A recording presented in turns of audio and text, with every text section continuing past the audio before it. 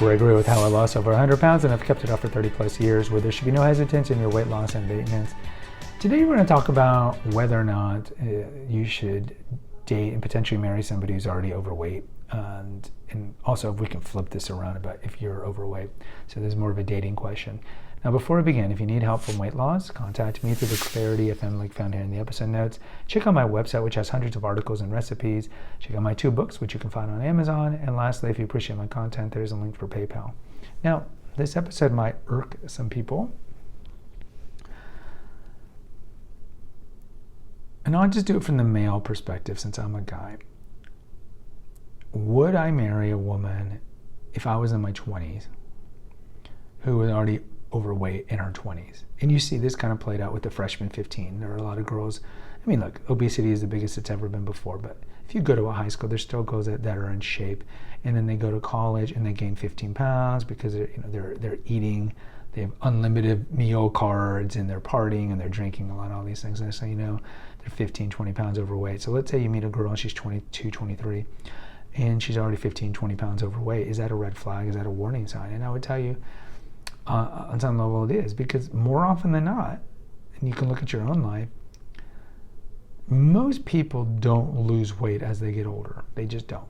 Now, this episode is this channel is a little of an outlier because I was overweight and I lost the weight, and you might have been overweight and you've lost the weight or you're losing the weight. But in the typical just cross section of America, losing a lot of weight is exceedingly rare, and then keeping it off is exceedingly rare, as we talk about with the 80% stat of 80% of people who lose more than 50 pounds regain it within 3 years.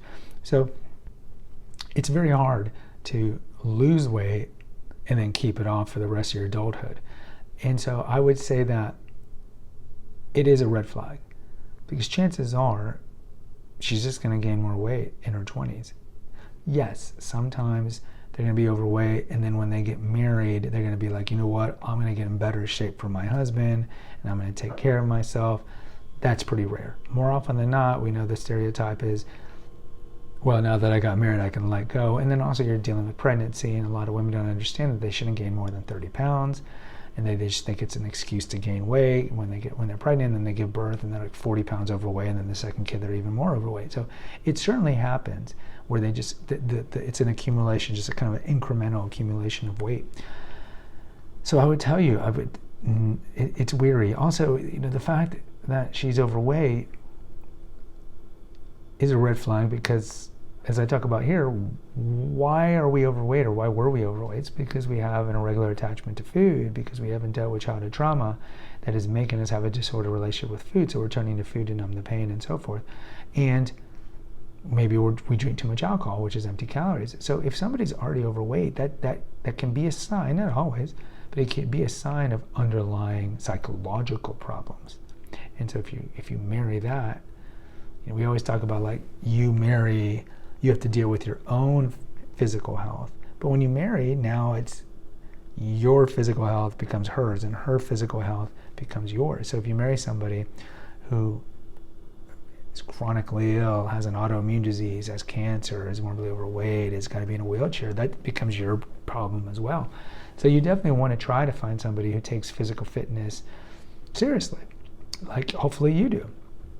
So I would tell you it is a warning sign. Now, if you're the one who's overweight, you might be offended by what I'm saying. But if you're intellectually honest with yourself, you would be like, well, I am overweight because I do have a disordered relationship with food.